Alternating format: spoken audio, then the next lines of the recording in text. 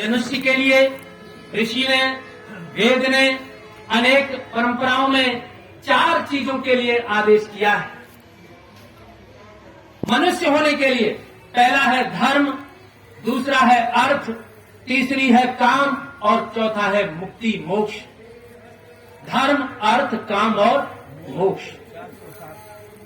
मनुष्य कहां पुरुषार्थ करे? ये मनुष्य जीवन तो मिल गया, हमें धरती से सारी पदार्थ चीजें तो मिली, हमारे माता पिता ने हमारे साथ पुरुषार्थ किया, हमें इस लायक इस धरती पर बना दिया, लेकिन क्या हम जीवन के उस लक्ष्य की तरफ हैं जहां से धर्म हमारी समझ में आ रहा है?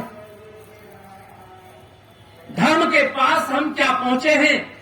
क्योंकि वेद कहता है धर्म सार मिदम जगत, इस धरती पर कहीं कोई चीज है तो वो धर्म ही सत्य है। और सत्येन धर्मेण, यदि सत्य है तो धर्म है, और धर्म है तो सत्य है, और सत्य है तो विजय है। जीवन का लक्ष्य तय है, आपके जीवन की उपलब्धि है।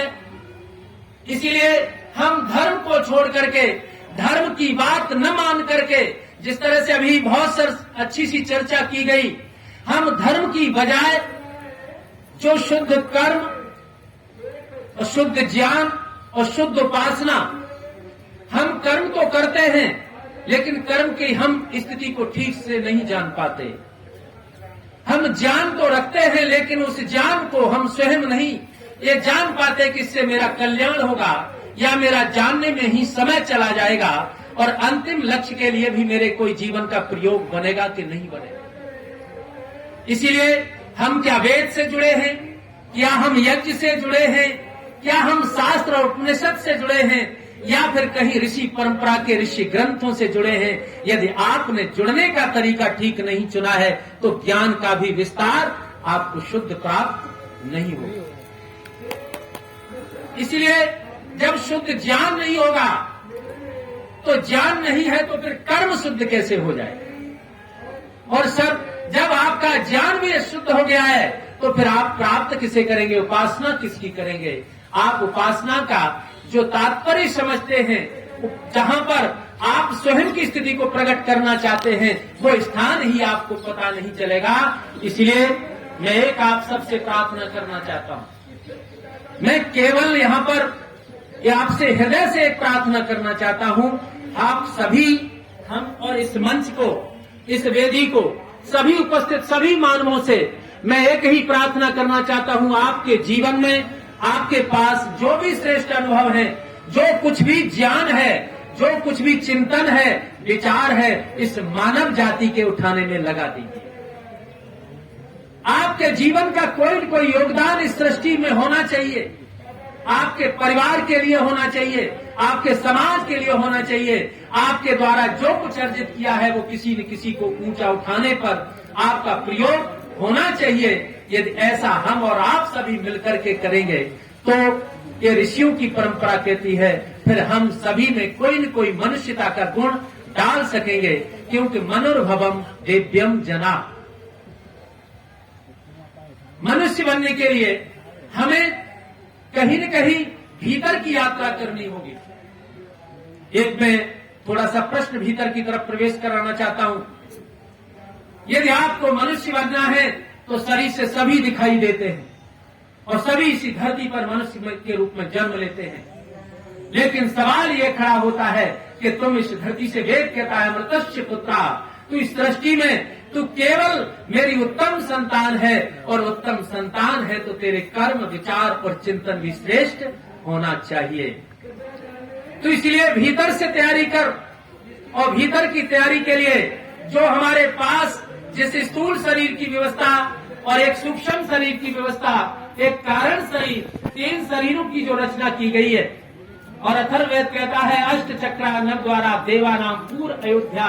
अरे आपके पास ऐसा शरीर है, इस शरीर में 8 चक्र हैं, 9 द्वार हैं, 5 कोष हैं, और इसके भीतर जीवात्मा और ईश्वर दोनों का निवास है। आप अंतर आत्मा में उस परमात्मा की शक्ति को कब अनुभव करेंगे? साधना की दृष्टि में यदि आप ये जानना चाहते हैं कि मनुष्य का लक्ष्य कैसे सिद्धि पर जाए, धर्म कहीं अर्थ पर जीवन तो नहीं चला गया, और अर्थ में भी गया तो फिर कामनाओं की उलझन में तो नहीं चला गया। यदि कामनाएं और अर्थ कामनाओं में ही जीवन समाप्त कर दिया तो समझ लेना आप अंतिम लक्ष्य के लिए मनुष्य का जीवन मिला है, उस तक आप नहीं पहुंच पाएंगे। फिर क्या करेंगे? एक ऋषि दर्शन में लिखता है, यतो अविधेन श्रेष्ठ सिद्धीश धर्मा। तुम कौन से धर्म को जानते हो?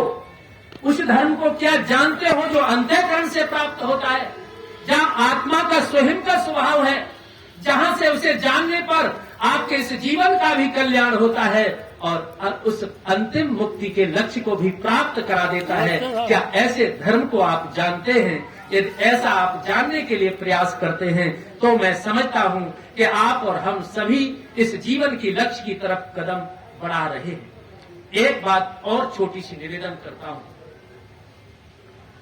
हम चाहे किसी भी पूजा पद्धति से हो, चाहे किसी भी प्रार्थना किसी भी स्थिति से हो, लेकिन जब ऋषि के सत्यार्थ प्रकाश से ऋग्वेद भाष्य भूमिका को पढ़ते हैं तो एक बात महत्वपूर्ण समझ में आती है।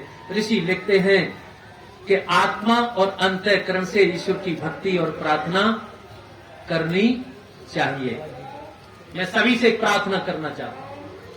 ऋषि ने लिखा है आत्मा और अंतःकरण से ईश्वर की भक्ति और उपासना करनी चाहिए।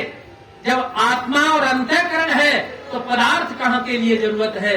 पदार्थ से कुछ अग्निहोत्र या अग्नि में डाले हुए पदार्थ मनुष्य के आसपास के वातावरण को तो अच्छा बनाते हैं, प्राणवायु को ठीक लेने से आरोग्य प्राप्त होता है, जीवन के पुरुषार्थ करने से, दूसरों को परोपकार करने से आपकी आत्मा में प्रसन्नता तो बढ़ती है, लेकिन ऋते ज्ञानान मुक्ति, यदि मुक्ति की यात्रा में जाएंगे तो आत्मा और अंतःकरण और ईश्वर की आज्ञा का पालन करना ही पड़ेगा।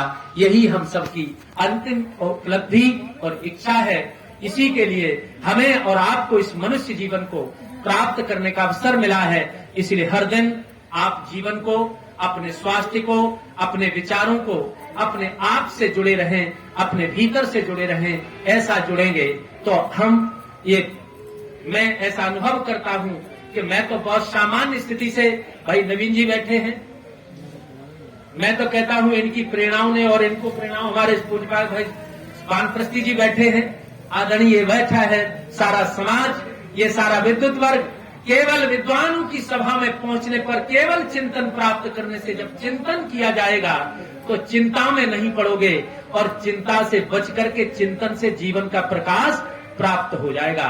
यही प्रसाद हमने अनुभव किया है। इन्हीं शब्दों के साथ अपनी वाणी को विराम करता हूं। इत्योम धन्यवाद।